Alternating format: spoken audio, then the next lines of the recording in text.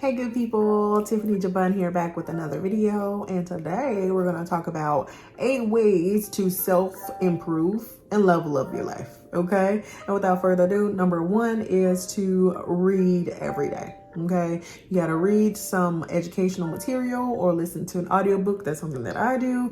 Listen to an audiobook every day, at least a snippet of it. There's times where maybe we're in the car and we're in transit, whether it's on our way to work or the grocery store or the church or whatever the case may be, wherever we're going, we have time, whether you want to read, something like the Bible, or you want to read an educational book or whatever the case may be. Always be gaining knowledge. Okay, that's something that help you definitely improve you, is always be seeking knowledge. Okay, because trust me, nobody knows it all. Okay, and you will never know it all. However, if you're still living, you're still learning. At least you're supposed to be. Okay, so that's number 1.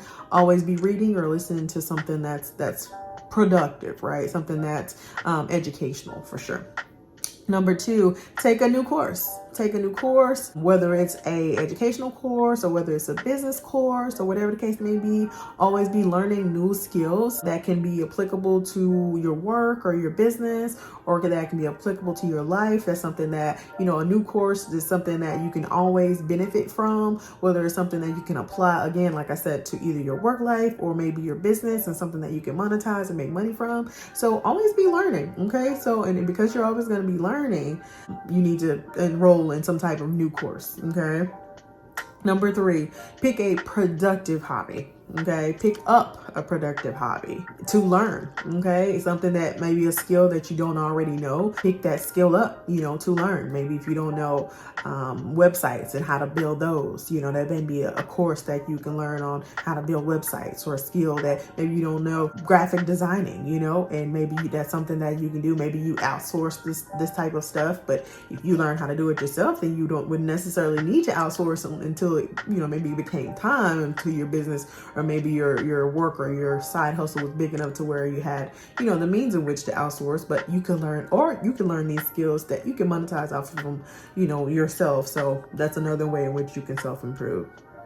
Number 4 is leveling up your skills. Maybe you already know how to do something, but maybe there's a better way. Say, for instance, you know how to work with Excel or Microsoft Office. You know how to work with, maybe the different applications, but you maybe at a 110, maybe you're level 5 as far as being knowledgeable of all the different buttons and links and different things of that sort. But maybe you can learn just a little bit more, leveling up those skills and different things that you already know, but kind of sharpening up those skills even further, that it will benefit you in the short and the long run. Okay, so that's something that you can do to self-improve as well.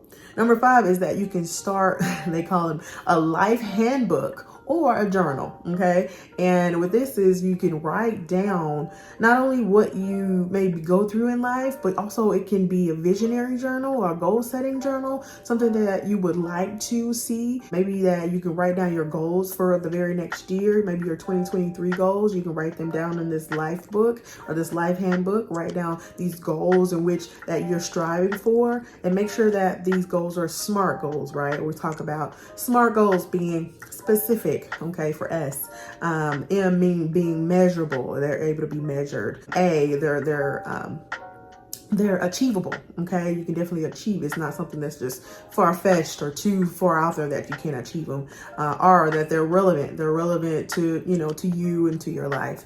And number T, that they're time bound. Okay, that they have a time stamp on it. That okay, I want to accomplish said goal by December of 2023. That one has a time stamp on it. You have until December of 2023 to get said goal done. And so you want to be sure that you're working with SMART goals that you can actually work backwards. Okay, you can start with the goal in mind, with the date in mind for that goal, and kind of work backwards and build up, your action steps and your action log in your life book, in your journal, for what you need to do in order to get to that goal. Or you can even write yourself And this is the very next one, actually, number 6. Write yourself a letter to your future self. So that's something that you can write down in that life handbook, in your journal. Write your future self a letter. So where do you see yourself in the next 3 years, the next 5 years? Write yourself your future self a letter saying that, hey, Tiffany, in the next 5 years, future Tiffany, we're going to be here. We're going to be making this much money. We're going to be living in this type of neighborhood. Our children is going to, go to this type of school. We're going to be taking these type of trips. We're going to be donating to these types of charities. We're going to be spending, time in these locations for family vacations. So I'm talking to my future self. So where do you see yourself? Write your future self a letter, right? On where you see yourself in your future. And then number 7 is get an accountability partner, okay, for your goals.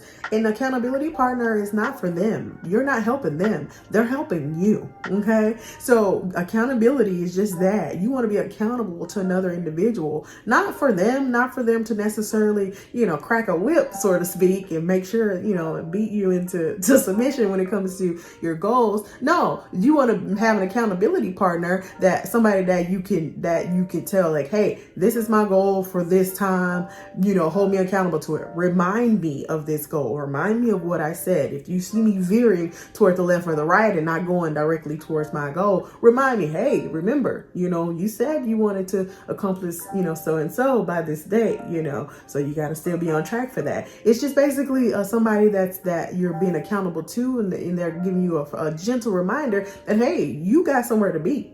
And you can't do all this shortcutting, and you can't do all this veering off and, taking all these scenic routes and doing all this other stuff when you got a goal in mind. Okay. So an accountability partner is huge.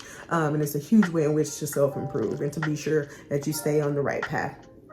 And number 8, stay out of your comfort zone. Okay. There's no growth that happens in a comfort zone, okay? A comfort zone is always just that, a comfort zone. It's something that's small, something that's comfortable, something that's cozy.